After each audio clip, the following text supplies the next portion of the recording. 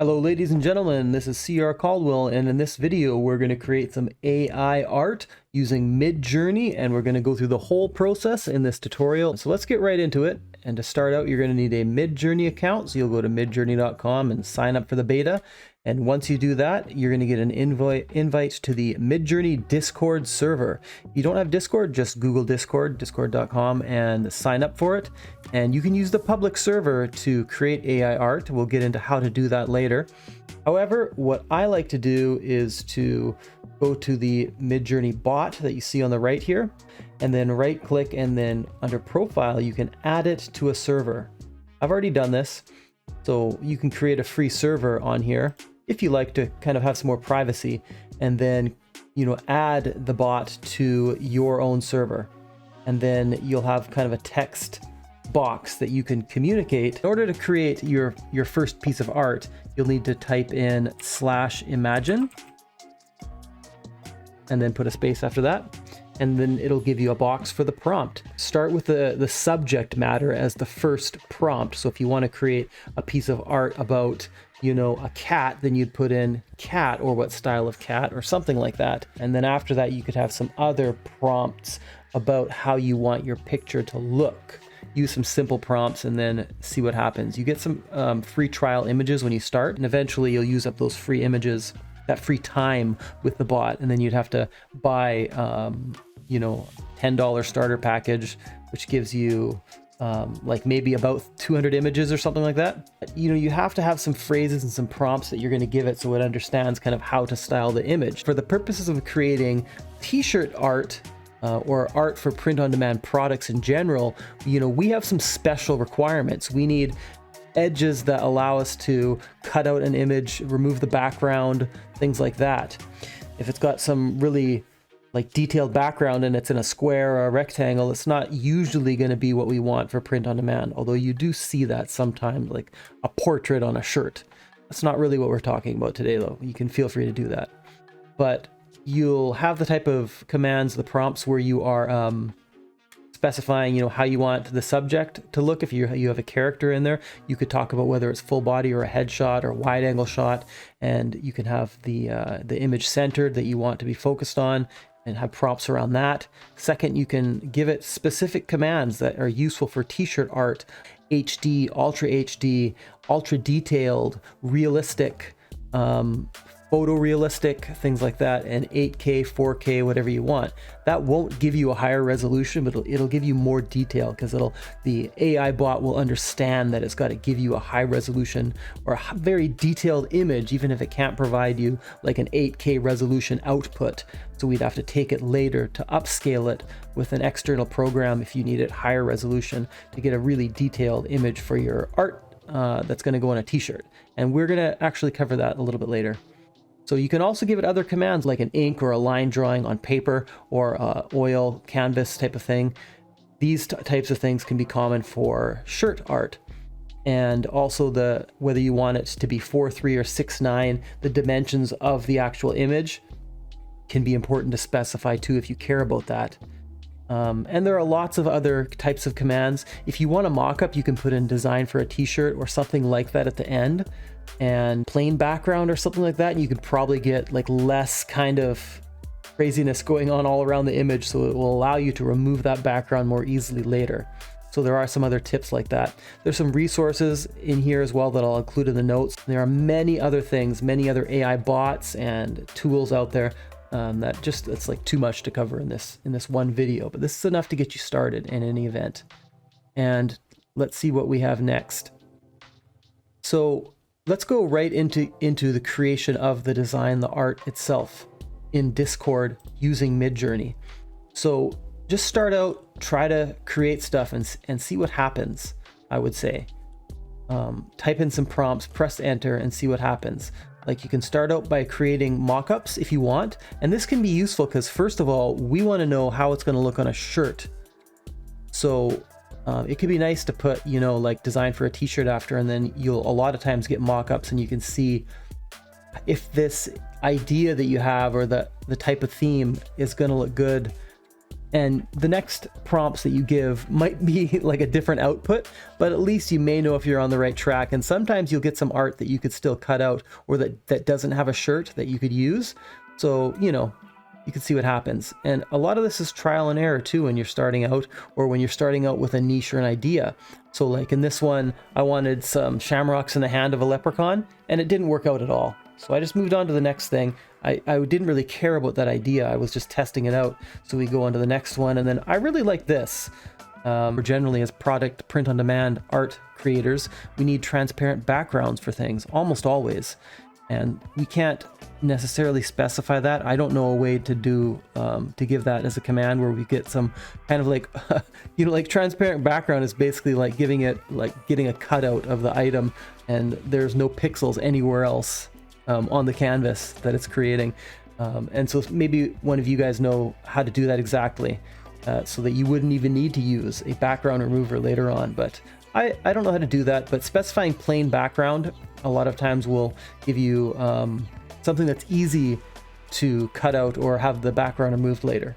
So I kind of like this, but again, the background's too busy, and when you try to cut out something like this, it's probably not going to work on some background removers, or it's going to be painstaking. And as we're crafting the prompts, it's probably better to do better.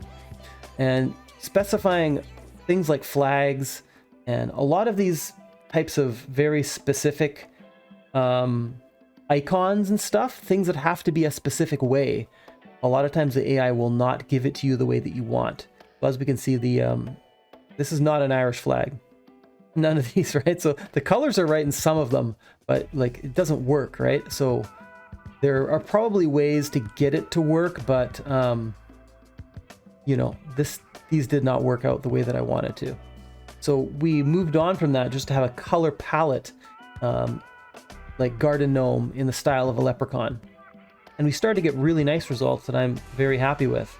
And I picked this one. And if you want something that's like this, but with slight variations, it's really cool. You can just go to V variation 1, 2, 3, 4, and then you can get variations of that. So if we click this, it will generate, we can edit our prompt as well. We don't really need to do that because I'm pretty happy with the prompt that's in there. But there are many different ways we could do it, and you can tell it what you think. It may educate it somehow if we're going to be doing many images in a niche. And there are some other features here. This is using version 4 of Midjourney right now. You could also specify an older version if there's some specific feature, if you know about like some of that stuff. And let's see what we've got. These are really nice. I'm liking these a lot, actually. And you can see they're all very similar, but there are just slight differences. So we're kind of doing like garden gnome style, and I think it's pretty cool. Like this, maybe this first one, but this one's got sort of a shamrock thing, but it's not. This makes me not want to pick it though, because it's just got like a 4-leaf clover that's orange or something on there. That's not really what we want. So it makes me, I really like this beard, but I'm thinking this right here, the face, the sleepy kind of face is pretty cool, I think. Nice and plump, very garden gnomey, I think. So let's upscale that one. And let's first of all compare it to our original one. Like, do we like that? Do we like the variations better than the original? Well, let's find out. Let's upscale that. And in the meantime, while this is upscaling, when we do upscale it within Midjourney, because we can also upscale it using an external program, and there are dozens or hundreds of them that we can use to upscale it to a higher resolution so that we'll get a really crisp image when we create our t-shirt art on the canvas for putting it on a product. Click this image that's being upscaled within Midjourney, and in the bottom left there is an open in browser button. Click this first. Don't go and save it without doing this, and then we'll see this image here. And I think it's pretty good. I kind of like the color palette. It looks very kind of statuesque and not like a person or something. And that's what we want. We want like just a garden gnome that's got like leprechaun style colors that you could theoretically use for a shirt or some products or something like that. I mean, hey, you could 3D print these if you wanted to like paint them or something. I don't know, but there's potential, I think. Okay, so I right-clicked and I saved this. I like to use a unique identifier for the AI program that I'm using. So I'll put like maybe the initials MJ after the file name when I'm saving it, so that I know that I've used AI to create this artwork, in case maybe there's a platform policy change on any of these in the future. Say if we put it up on Redbubble and then Redbubble says, you know, a couple years in the future, hey, take down your AI generated art because we have a policy change about this, or there's legislation or whatever. Then we'll know what files we used, or which pieces of art we used AI to generate them, should that ever be necessary. Of course, it may be very, very obvious to you if you are creating all of your own art, what you did yourself and then what you did not. Nevertheless, something that I would recommend. So let's go back and just take a look at that variation to see how we like it. The one that we upscaled. This is also so nice. I really like it. Doesn't look quite as jolly, but maybe that's okay. It is the kind of gnomish though, gnome-esque. Let's just use the original one though. Next, we're going to go to AI image enlarger. Sign up for a free account there, and then you can do double or quad rescaling with that tool, and just drag and drop the images right in there and it will upscale them.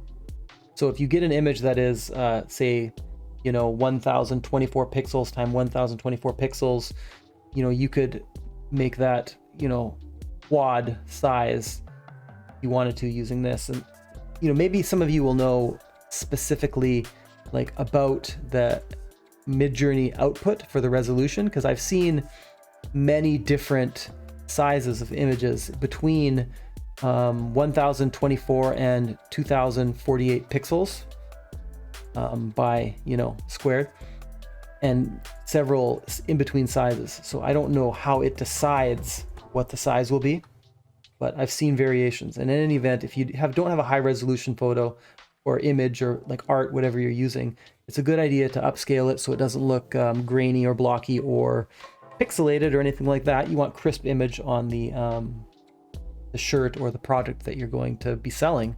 You don't want to return because someone says that it's fuzzy. That's kind of like just an unforced error, if you will. So next, what we're going to do is we're going to get this image, we're going to take it into Canva. You can create a free account at Canva, or use Photoshop or whatever program that you have.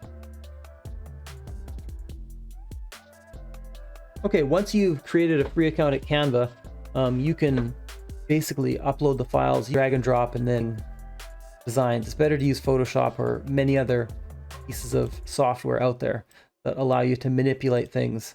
There is, of course, an online Photoshop beta as well that can be quite useful for stuff like this. So we can remove the background if we have the free trial or we pay $10 a month for Canva. One of the features that it gives us is the edit image background remover, BG remover. And if we've specified a plain background, we should usually get a good result in removing the background. That looks pretty good to me. So the other thing that you can do is go to erase if you have the odd pixel that's just around here. I don't really see much that I need to worry about, but you know, you could just like delete some of this stuff, but I think it's gonna make it look funny if we do that. Done, apply.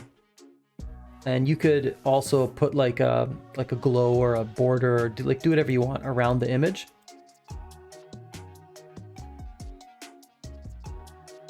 And again, you could put some text on here, just go to text and then drop a Happy St. Patrick's Day on there, or any kind of funny slogan you want or something like that, right? And you could make this as big as you want on the canvas. Then go to share, download, transparent background. Notice that I've created a canvas here that is t-shirt sized. So I specified the pixels using the template for the platform that I was on. This is the Merch by Amazon or Amazon Merch on Demand template, but it's the same as what I use for my Redbubble shirts as well. Transparent background, make sure you click that, or else you'll just have an all white background and then you have a big white box. Okay, So now we have that. Now we can go to Redbubble. If you don't have an account on Redbubble, you can go to redbubble.com and sign up for a free account there. And this will allow you to sell all sorts of different products and configure them and really do a whole lot of stuff. So for me, I would just basically create title and description, and you can use keywords here. Unlike say Merch by Amazon or Amazon Merch on Demand, you can create space for keywords here that will allow you to be found more easily. So it could be like garden gnome, leprechaun, St. Patrick's Day, whatever, right? And the title would have the keyword in it, like leprechaun garden gnome for St. Patrick's Day or something like that, and the description too. You can use Google Trends, you can use free software like Merch Informer or paid software like Helium 10, Cerebro to find the keywords for a specific niche. And there are many tools out there. When you're starting out though, you may just want to, you can look at some competitor designs on different platforms like Redbubble and Amazon and see what type, if they're best sellers, what types of keywords are they using and how do they organize them, and then don't steal anybody's phrases or languages exactly, but you can figure out what the top keywords are that will allow you to be found, and then use that in your title or use that type of language and keywords when you're creating your design, because you want to get your work in front of as many eyeballs as possible. So here is kind of when it shows up on the artwork. We can click the edit button and we can pick all sorts of different stuff, like change the color of the background. We can click this little grayed out button here and we can put it on kids designs. We can change the royalty like distribution or like ratio, whatever you want to call it. So how much do we get versus how much does Redbubble get when something sells? You can mark it up from the Redbubble base, whatever you want. You could do 100 or you could do like 10%, whatever you want. So you can resize this on the product. If it's not quite big enough, you could do it. And there are different mock-ups. So if you want to present a like a tank top specifically for your design and have that as kind of the mock-up that someone sees, then you could do that, right? And have it like something like that, right? That's no problem. You can apply those changes. And you could do that for all these different products, including things like stickers. So there are all sorts of different products, as well as advanced products that you need a special template for, like leggings and socks and stuff. So after you've done this, you just scroll down after you've filled out all the information and you would submit it. One other thing I want to just point out is that when people talk about Midjourney, a lot of times they also talk about Chat GPT, and that's just another AI platform like Midjourney, but gives you like generates text. It does a lot of things, but it can generate text. So you could generate descriptions and things like that you could use for the products that you want to sell. A couple things you'd have to be careful of. First of all, you want to be very, very careful to never be using trademarked stuff, trademarked like words or anything that's somebody else's copyright as well. Don't forget about that. And if you can't register for Chat GPT, there's also what's called GPT-3 Playground at chat.openai.com, I think, maybe, or just type in GPT-3 and Playground into Google and you can sign up for that. That's what I use for some of these things, but usually I generate all my own stuff manually, just because I am very, very careful about things like trademarks and copyright, and I want to make sure that every phrase that I use is very carefully checked, so that I don't have any violations on my account. So that's very, very important to me. But at the same time, you don't want to have like paralysis because you're too worried about doing something when it's like the first thing you're going to submit or you're just starting out. So just do your best. Also, like, be aware that it's something you have to think about, and you're not going to be doing like, if you're ripping another person off or a company off, you're going to get into trouble now or in the future. So I've seen many, many people have very valuable businesses and have accounts shut down because they were stealing other people's intellectual property. And you don't want to do that. There's so much opportunity out there in a legit way. And we'll see what happens with Midjourney, because that's part of it too. If there's legislation or if there is like court case results that determine that we can't use it because of like the material that goes into the bot and how it knows what to make for you is like reference images and like the art that exists in the world. Like it looks at stuff and then it makes our stuff using the prompts we give it. You know, I talk about it like, you know, you have to be aware of what the platform allows. And no one, as far as I know, at the time that I'm creating this video, there's no rules or regulations on any of these platforms or policy changes that would restrict the use of AI art, but that could change in the future. So that's basically all I want to tell you guys today. And I hope you guys will ask me questions and I can give you a lot more detail about some of these things. And I have probably another video coming about prompts in a more detailed way. Prompts for shirts might be the next kind of video that I create, but let me know what you have in mind in the comments if you have specific questions or concerns, and I can make shorts or videos about that too. That's all I've got for you today. Thanks for tuning in, and if you've made it this far, I hope you'll consider subscribing and hit notifications if you like, and it will really help out my channel. That's it. Take care.